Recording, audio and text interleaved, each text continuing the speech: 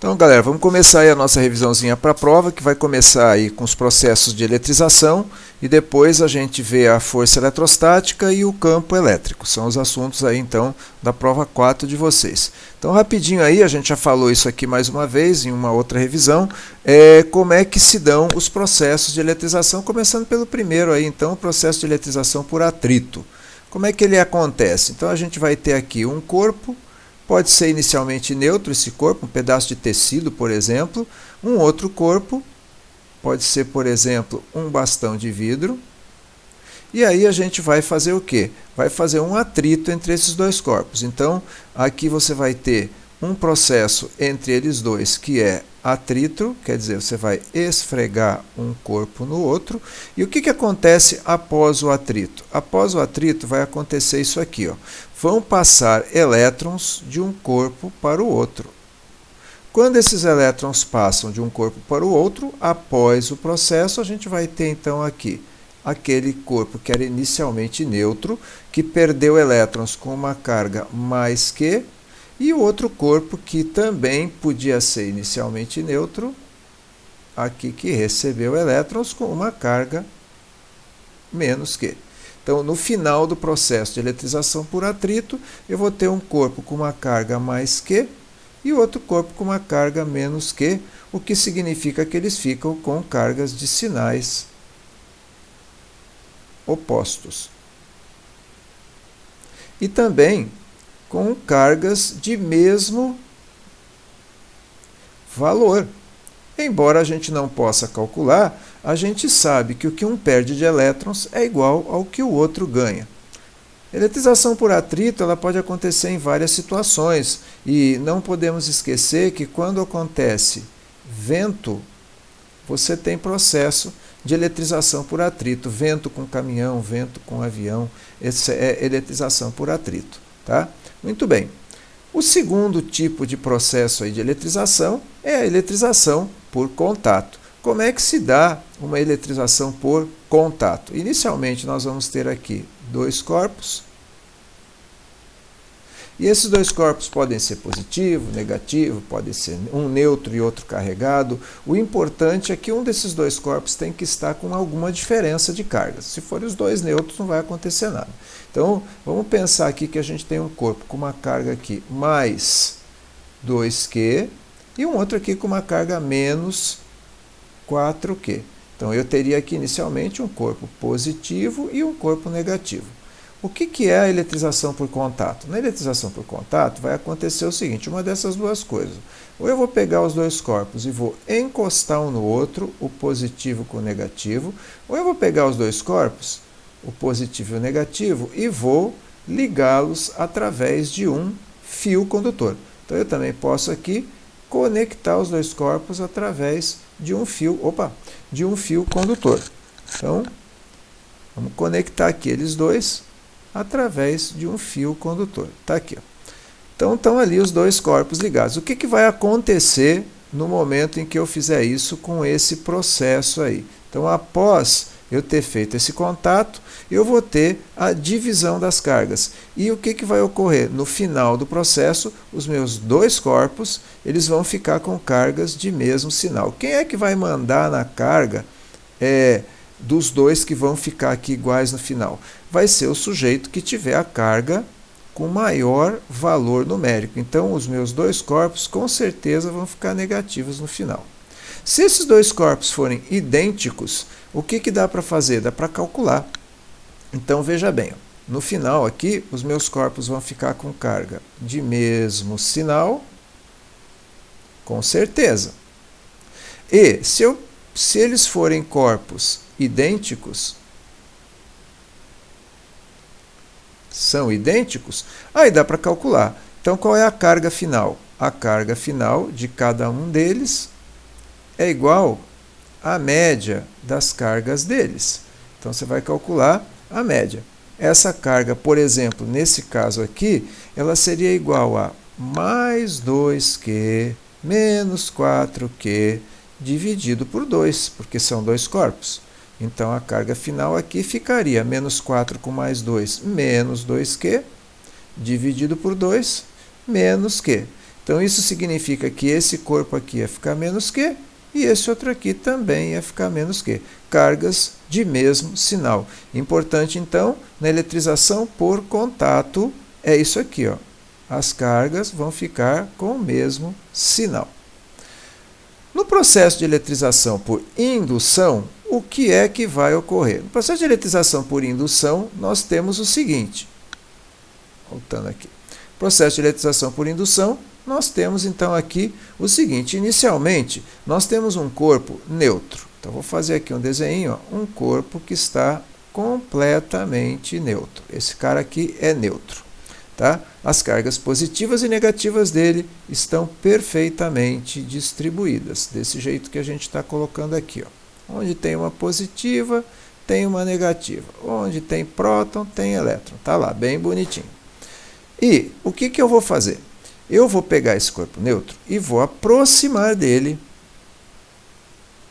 um corpo eletrizado. Vamos supor que eu aproxime dele um corpo eletrizado negativamente. Então, eu tenho aqui um corpo negativo que se aproximou dele. O que esse corpo vai fazer? Ele vai, num primeiro momento desse processo, que seria aqui a primeira parte, ele vai fazer uma coisa chamada de polarização. Ele vai polarizar esse corpo que é inicialmente neutro. O que é essa polarização? A polarização ela vai fazer o seguinte, ó, veja que a gente tem 6 cargas bem distribuídas. A polarização vai fazer isso aqui, ó, vai fazer com que as cargas negativas sejam repelidas para longe daquele corpo, desse corpo aqui que é negativo, e vai fazer com que as cargas positivas sejam atraídas para o lado dele. Então está aqui, ó. Esse corpo aqui, ó, ele se chama indutor no processo de eletrização por indução. E esse cara aqui que se polarizou, ele se chama induzido.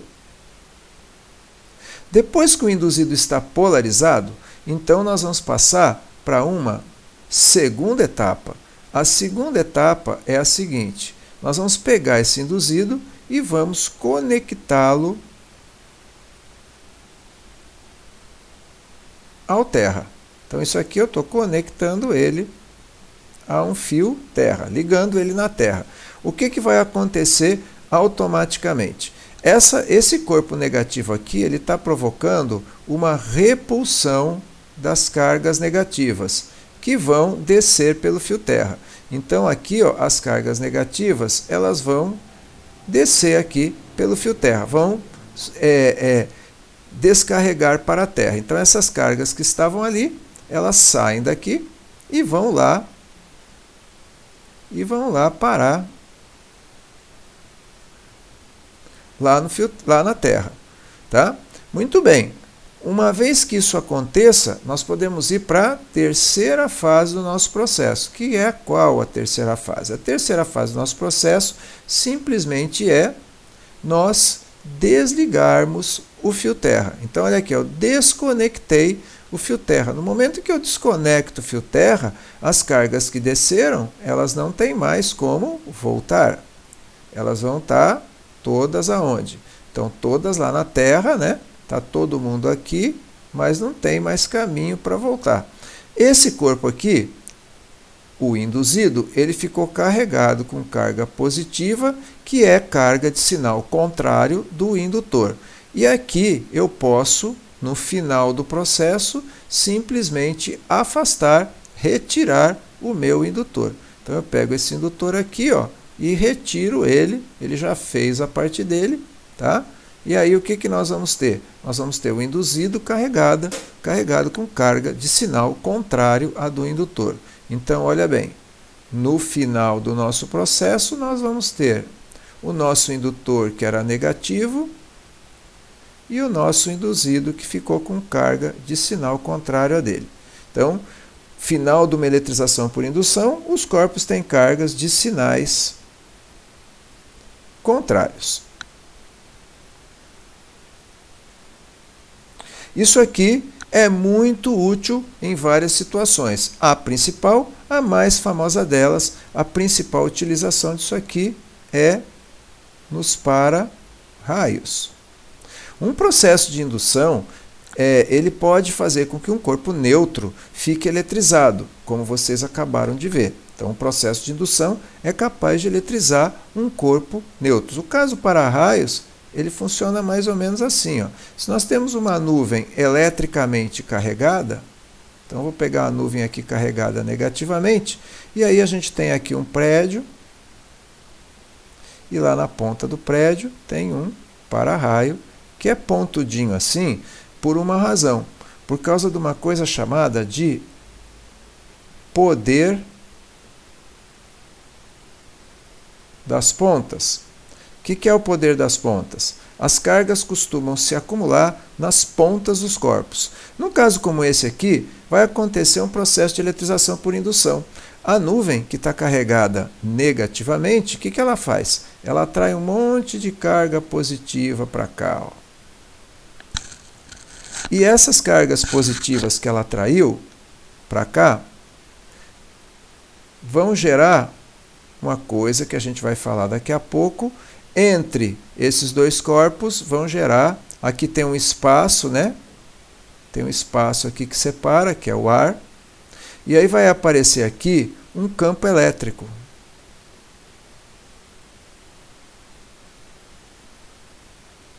Veja que a nuvem induziu o para-raio.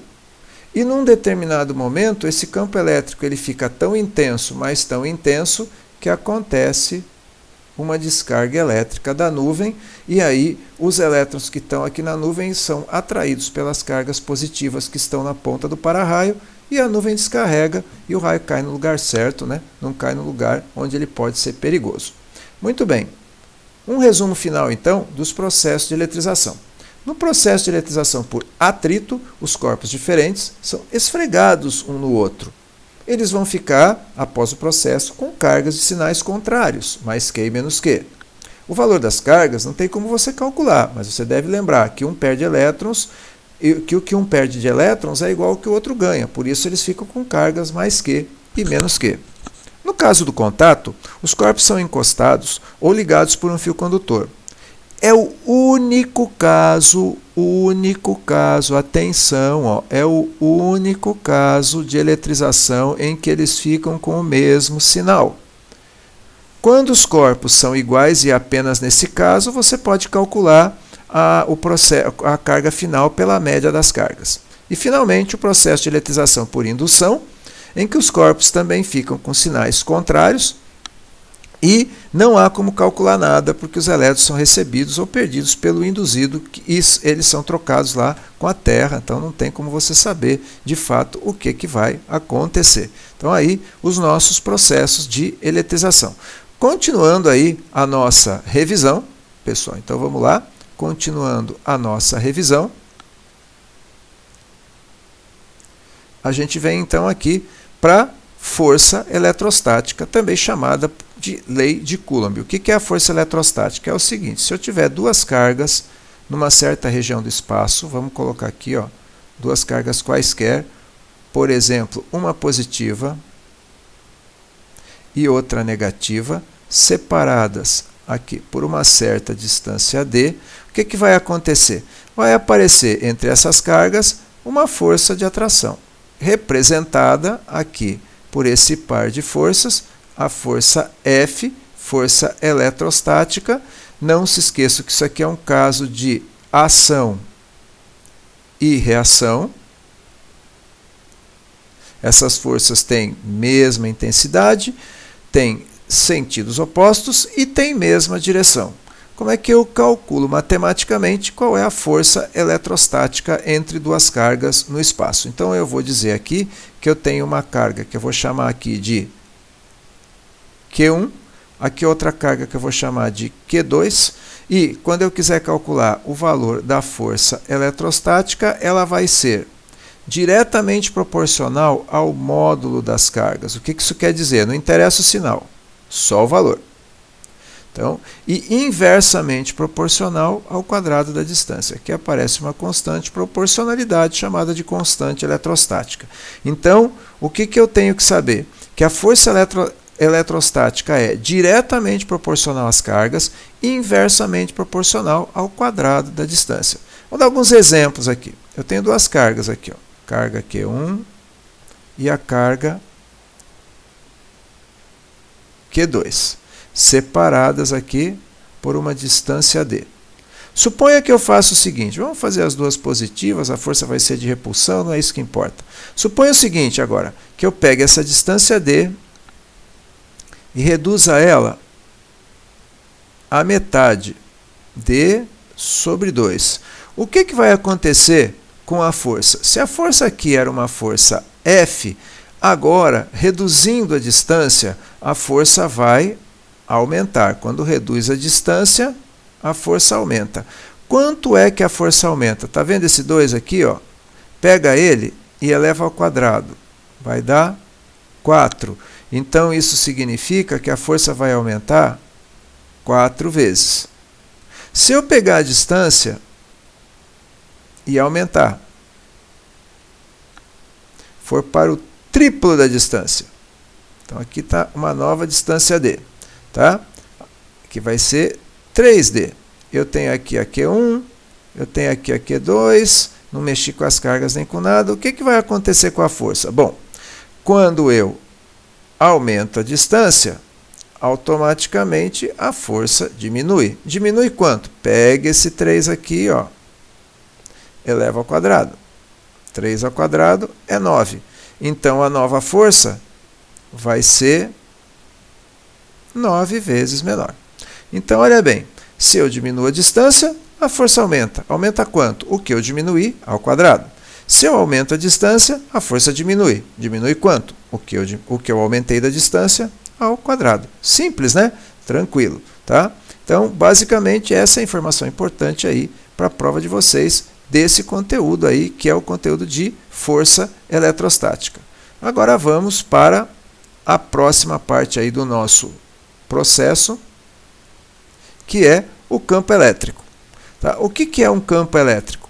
O campo elétrico é uma explicação para o fato de que, quando nós temos uma carga qualquer no espaço, que eu vou representar uma positiva, ó, tá? Essa carga ela vai modificar uma região do espaço que vai até o infinito.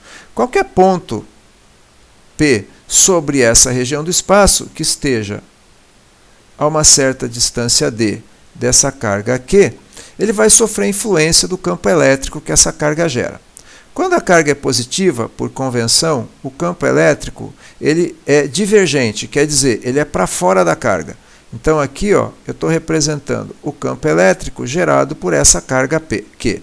Do que depende esse campo elétrico gerado pela carga Q? Mais uma vez, ele depende da carga em módulo, não importa o sinal, e do quadrado da distância que separa a carga do ponto a ser considerado. Mais uma vez, tem aqui a constante de proporcionalidade.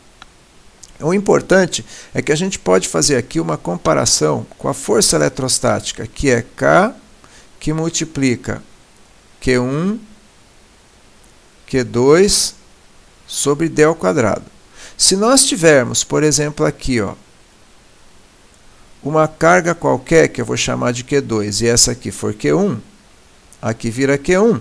Então, você observa que essa expressão aqui, ó, que corresponde ao campo elétrico gerado por Q1, que está influindo aqui em Q2, que está exercendo influência aqui em Q2, essa expressão ela está aqui, ó.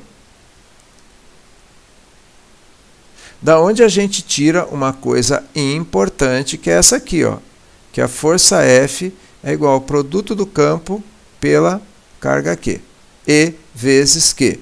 Nesse caso, quando eu quero achar a unidade do campo, ela fica F sobre Q, que é o Newton sobre Coulomb. Tá? Bom, campo positivo gera, então, para fora, lá no ponto P. Se você tiver uma carga negativa, o campo elétrico que essa carga negativa vai produzir aqui num ponto qualquer P, ele vai ser também a uma certa distância D, porém ele é convergente, portanto ele é para dentro, no sentido da carga. Então está aqui, ó, o campo gerado pela carga negativa. É um campo convergente, tá? Então aqui eu tenho a carga Q1, que é negativa, e o campo para dentro, a carga positiva, o campo para fora. Muito bem. Pessoal, para revisão de prova, é esse o conteúdo aí que a gente tem que estar olhando, prestando bastante atenção. Boa sorte na prova de vocês. Se ligam nisso que eu falei e vamos lá.